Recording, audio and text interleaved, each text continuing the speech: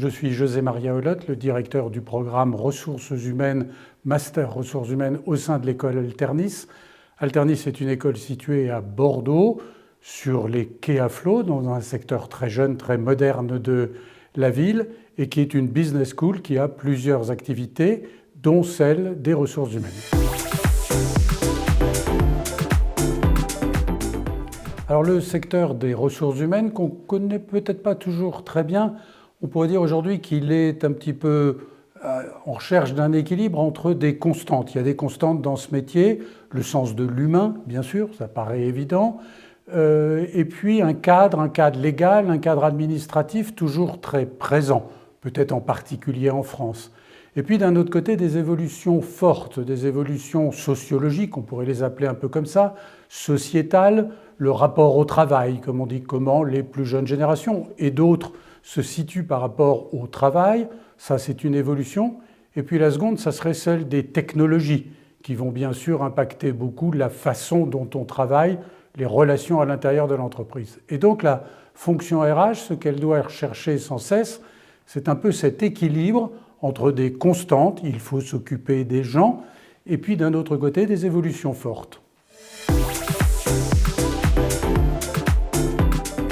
Alors, j'en verrai deux ou trois des forces. La taille de l'école, la taille des promotions à l'intérieur de l'école qui nous permettent d'assurer un suivi individuel des étudiants. Et puis, d'un autre côté, c'est le fait qu'il s'agit d'une école de commerce, une business school, qui a, comme je disais tout à l'heure, 4 grands métiers, les ressources humaines, la finance, le marketing et le supply chain.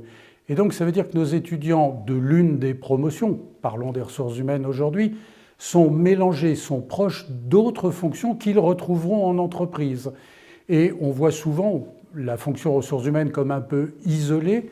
Or là, c'est l'occasion, à travers des exercices communs, nos étudiants de ressources humaines participent par exemple à un business game avec le reste de l'école, bien ça leur permet dès ce moment-là de vivre au contact des autres fonctions de l'entreprise. Alors ça, c'est comme demander à une cuisinière ses recettes. C'est toujours très difficile, on hésite à donner ses recettes, ses secrets. Donc, ce que je pourrais peut-être dire quand même, c'est qu'une de nos forces, on en parlait tout à l'heure, ou une de nos recettes, ce sur quoi nous travaillons beaucoup, c'est la construction à l'intérieur des programmes. Ce n'est pas un catalogue de formations différentes, de cours qui se succéderaient, mais c'est un programme que nous avons conçu avec une progressivité à l'intérieur de chaque année, d'une année à l'autre. Donc ça, c'est une de nos recettes. Le suivi, j'en parlais aussi, petite promotion, présence forte d'une équipe pédagogique et des intervenants auprès des étudiants.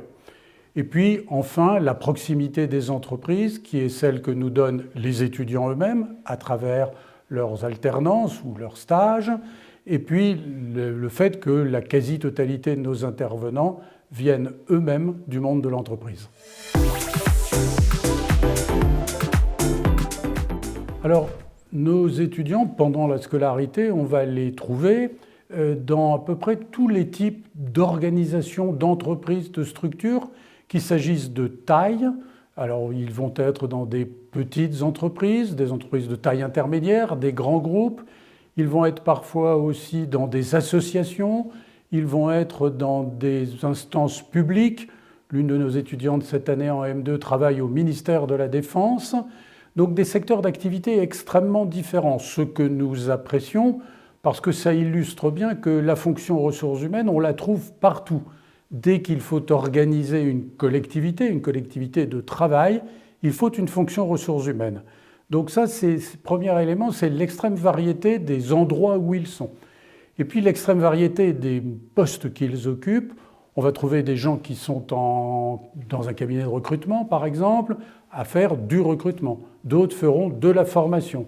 D'autres, enfin, auront des métiers que nous appelons généralistes de la fonction ressources humaines, où ils vont toucher à des questions d'administration du personnel, de relations sociales, etc. Et tout ça, c'est destiné, ça représente bien la fonction RH, et c'est ça qui va leur permettre, rentrant sur le marché du travail, d'occuper un de ces postes, le même que ou proche de celui qu'ils auront eu en alternance, ou différent mais en tout cas en ayant eu par eux-mêmes et par le fait de côtoyer leurs camarades une extrême variété. Je ferai une petite distinction entre un candidat ou chaque candidat et les candidats. Alors, pour chacun des candidats, chaque personne qui se présente à nous, le mot « personne » est important. C'est qu'ils soient eux-mêmes, avec des parcours auparavant extrêmement différents, des parcours scolaires, universitaires, des parcours personnels. Certains ont déjà beaucoup travaillé en entreprise. Donc ça, on aime bien ça. Mais alors ça implique la vérité, dans un sens, c'est-à-dire que ce qui s'est bien passé dans leur parcours, ce qu'ils ont appris, ce qui a pu être un peu plus difficile, ils n'hésitent pas à nous le partager. Donc ce qu'on détesterait, c'est le contraire de ça, c'est-à-dire des gens qui essayeraient de présenter leur candidature, de présenter leur projet professionnel de façon un peu biaisée. Donc c'est vraiment l'authenticité qui me paraît importante. Alors ça, c'est pour chaque candidat. Et puis quand nous regardons la constitution d'une promotion, les candidats, j'allais dire, je reviendrai sur mon mot de variété. Avoir des gens qui ont des âges différents, des expériences différentes, eh bien c'est ça qui va faire la force de la promotion, parce que c'est ça qui représente le mieux la vie en entreprise. On ne choisit pas toujours ses collègues de travail, on ne choisit pas toujours tout son environnement, et cette variété dans la promotion, elle est une force. 3 mots-clés, je dirais le premier, c'est cohérence. Cohérence interne au programme, je le disais, articulation première, deuxième année, on revoit certaines matières, mais on les développe. Cohérence un peu vers l'extérieur, être cohérent dans ce qu'on propose à nos étudiants par rapport au marché du travail. Deuxième idée, l'ouverture. J'évoquais tout à l'heure que le métier des ressources humaines est confronté, comme l'entreprise, à très fortes évolutions, donc il faut continuer à regarder ce qui se passe et être curieux un petit peu de ça. Et puis enfin, l'exigence, c'est un programme complet dans son contenu, dans les formes de contrôle et d'évaluation, et donc une exigence auprès des étudiants, envers les étudiants, pour qu'ils réussissent bien chez nous, mais surtout afin de bien réussir après.